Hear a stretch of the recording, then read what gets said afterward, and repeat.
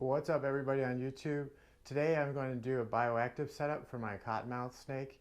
I want to have something that is good for him to keep clean, but not having me in there all the time trying to clean up after him. He is a venomous snake, and they're a lot more venomous than, say, a copperhead. I do have two copperheads. I plan on doing bioactive setups for them, but I want to get this right for the cottonmouth since I just got the cottonmouth snake. I want to get him I got him a nice enclosure. I want to get the bioactive setup going. I want to kind of leave him be and have the isopods and the springtails in there to get rid of the decaying matter, his waste, and to keep it clean in there and just kind of have a cool environment and a cool setup for you guys to watch him do feeding videos in. And maybe we can all learn something from the process. And you guys can definitely leave comments down below. Let me know if I'm doing something wrong for the bioactive setup. This is the first time I've done a bioactive setup, so let's get started here. The first thing I have here is some Reptisoil. The Reptisoil is good by itself, they say. I got this all at the pet store. They say it's good to have by itself, or you can mix it in with something else. I've got this coconut fiber substrate. It's basically coconut fiber powder. I'm going to mix that in with the soil, so that way it keeps the soil, the substrate, irrigated. That way it keeps the moisture in there, and I think it'll be good for the plants. And yeah, so then I have some sphagnum peat moss. This stuff's cool because it just makes it look nice inside there. It also is good at holding moisture. And I got him a water bowl I'm going to put in the corner. That way he can drink out of it, or if he wants to hang out in it, he can. And then I got him a nice little hide box. He probably will outgrow this, but I just wanted to start with that because it was a little bit cheaper.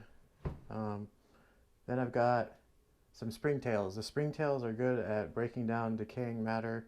Then I got isopods. The isopods are good at, they say, breaking down plant-based stuff, and also keeping the soils some type of bioactive, the ecosystem with the soils and whatnot. I'm not really privy to all this. I'm still learning.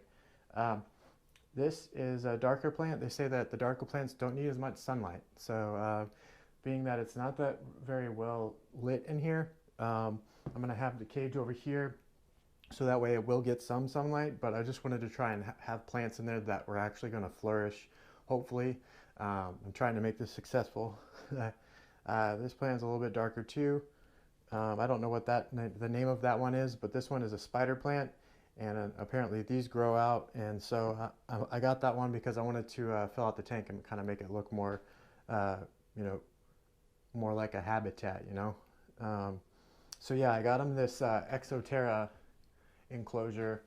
It's a front opening thing. I'm going to get a wire cable and a lock to put around here to lock that up. And then the lid actually opens up too. It has like 4 different little lock mechanisms on the top. So I feel like this is a pretty secure enclosure for the cottonmouth snake. I went to PetSmart last night, and there was cages in there that just were suspect. I just didn't want to have to risk, him getting out, and I do not want to get bit by one of those snakes. I heard if you get bit by one of them, it's not necessarily the venom that does the most damage to you. It's what happens after the fact. It's almost like a brown recluse bite, I think, where it starts eating away at your flesh. So yeah, definitely don't want that to happen. So all right, I'm gonna get started on this. I'm going to actually put the camera on my head so you guys can see a first-person view. All right, so let's get started.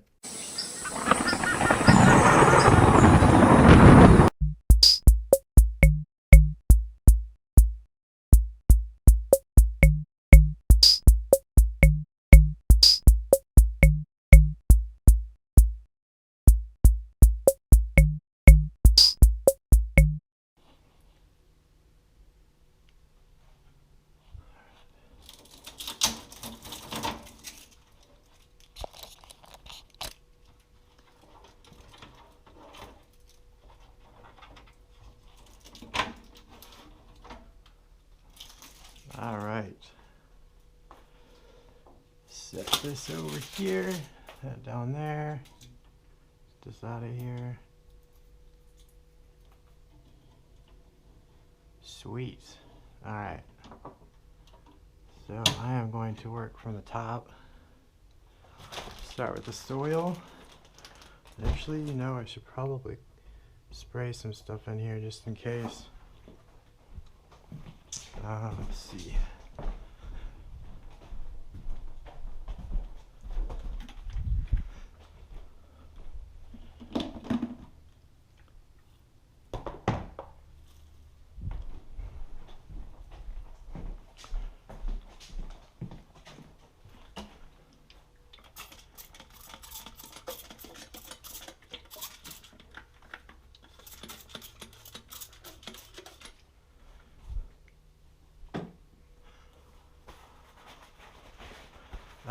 I just sprayed some F1 in there, diluted F1 spray.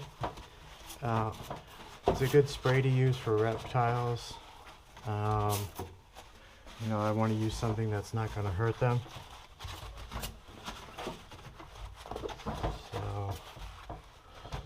So that should be good.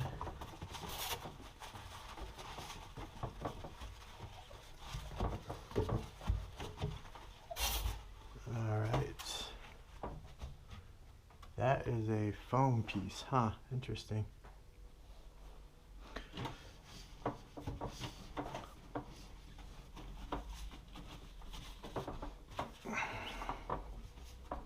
Okay. Get this open.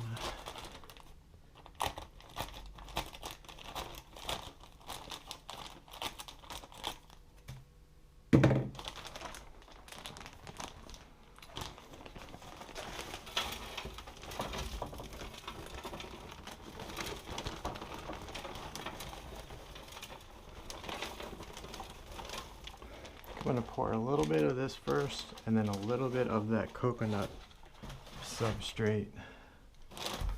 That way it'll make it a little bit easier to mix.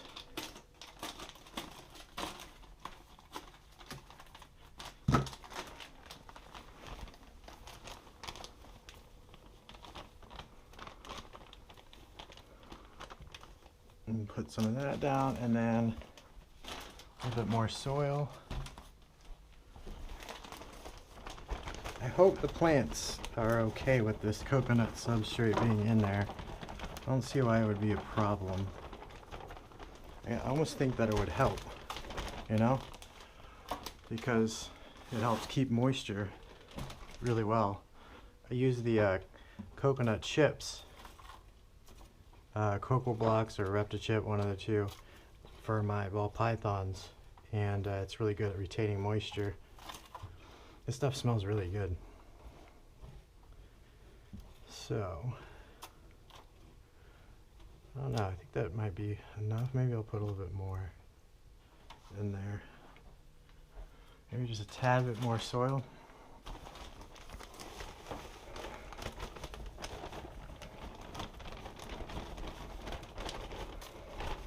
I'm probably doing this totally wrong, but oh well.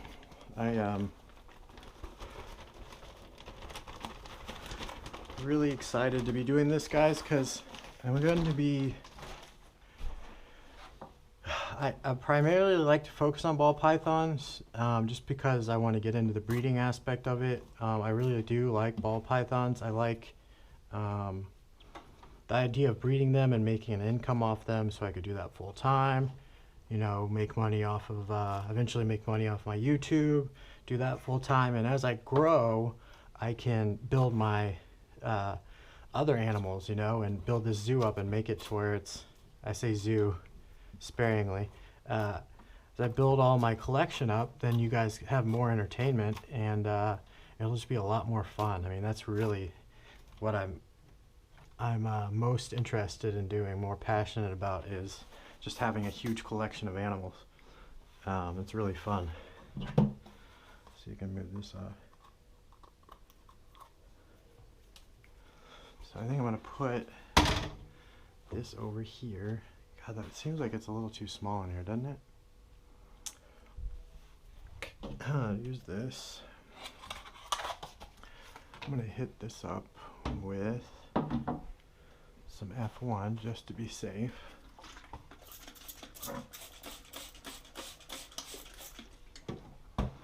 I don't know how I'm going to do these plants though, that's the problem.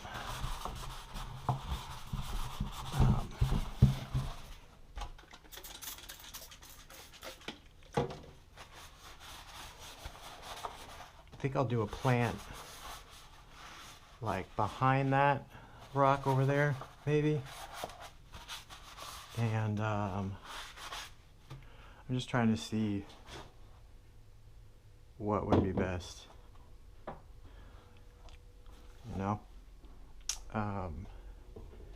Yeah, I'll do a plant right back there. I'm gonna do this nice big one right here. I'm not sure if you keep these in here. Do you guys know? Do you take it out of this? Yeah, you take it out. All right. So we'll just do this.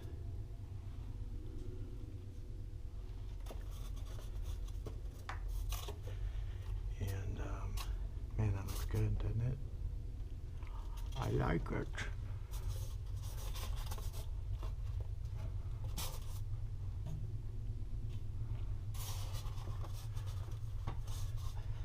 I really hope that this guy likes this habitat because I really like it. I think it looks so cool to have something like this.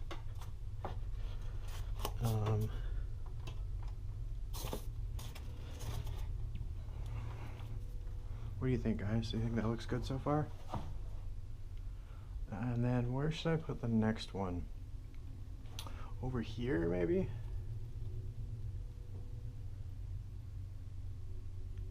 I'm afraid to put it by the water bowl because if he gets water around it, then it may kill it, you know? So, I think I'll just build it around those.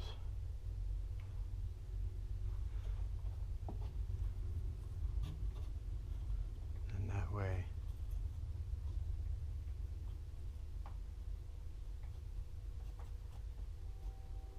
sweet.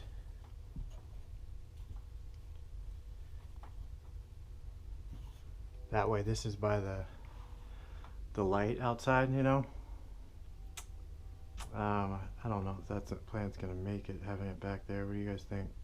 Should I move it? No, because you don't want to have all the plants in one area. All right. I think what I'll do is I'll put one plant over here.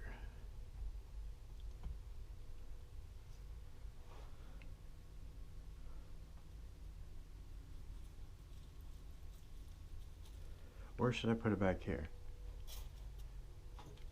Yeah, let's put it back here so that way he has some space to like hang out up there, you know? Does that look good? Yeah, I think that looks good. I have no idea what I'm doing. All right.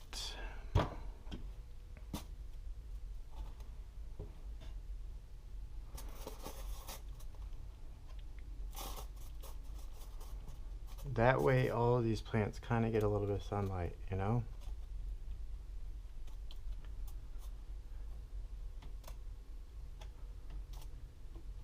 I almost feel like I should have gotten a bigger tank for him. But what are you gonna do? And maybe I can put this like back behind there so it kind of looks a little bit cooler. All right. And then we can do some peat moss. Hope you guys can see this all nicely.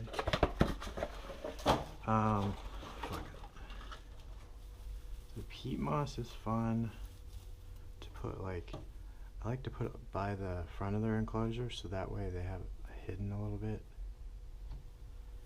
And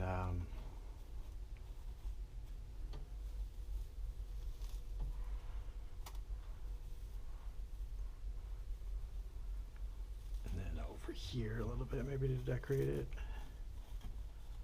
A little bit some. Alright, cool. I have no idea what to do with these. You just drop them in there, guys? What do you think? They just go right in here? Like that? Alrighty, those were, I just put the isopods in there, and then the springtails.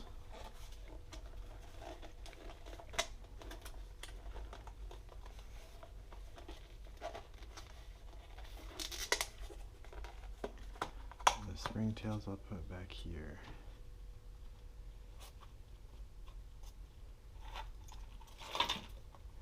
I can't believe it. So those are rocks. That's really weird. Huh. Did I leave it in there? Any leftovers in there? It does kind of look like there is, so I'm going to take a little bit of my water over here.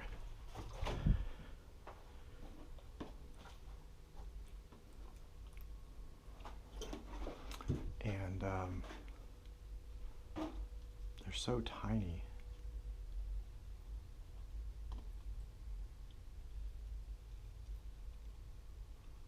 I hope that got them all. Looks good to me, I think. Yeah. Alright. So that's that. We got this all set up. Now the scary part, guys. I haven't held this cottonmouth snake yet. So it is a little bit scary. I'm going to use a snake hook to get him picked up. And I think what I'm going to do, what if I should just drop him in there? You think that's a better idea? Yeah, I think that's a better idea. I actually need to put some water into this. See if this gets out here.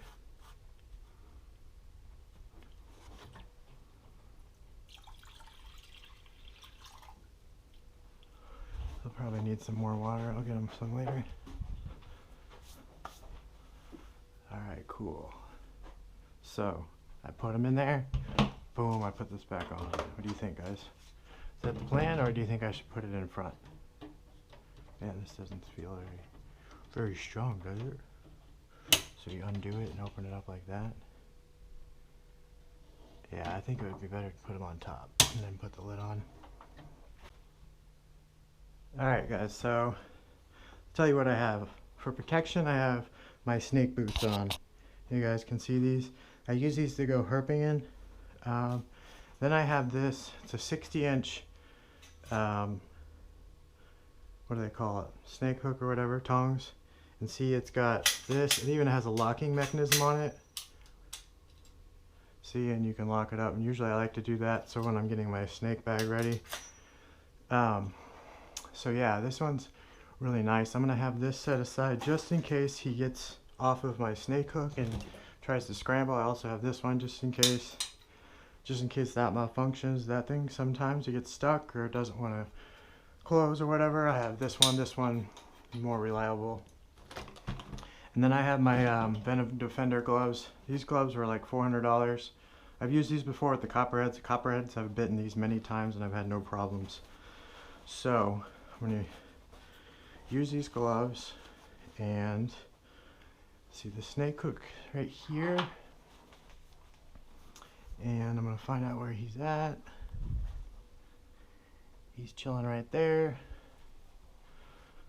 I'm going to take this off.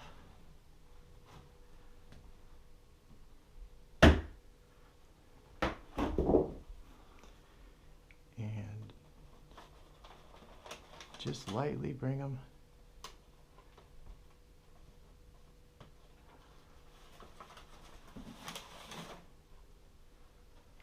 right into here, very carefully. That way he doesn't freak out.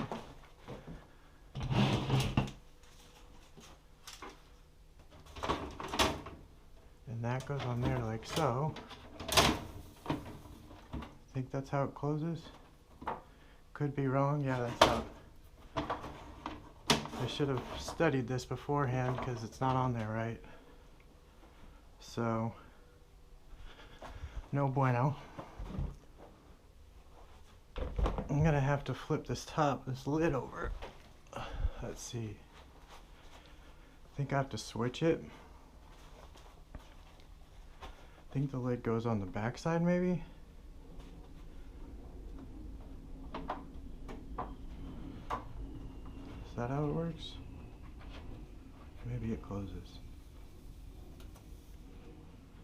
that, maybe.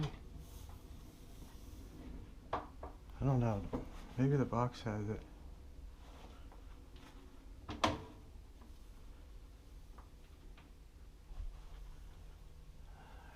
Let's see.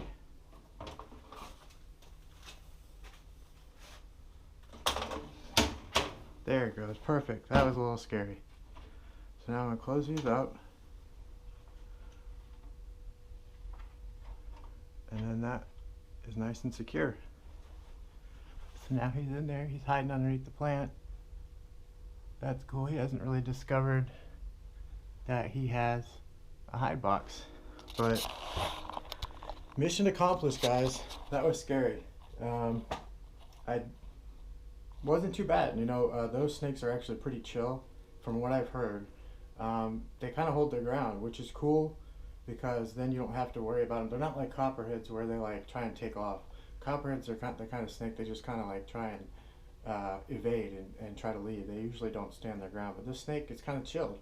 It's almost like it's confident that it knows it can screw you up. So yeah, anyways, I hope you liked this enclosure. I hope you guys liked the video. Hit the like button, and we will see you tomorrow.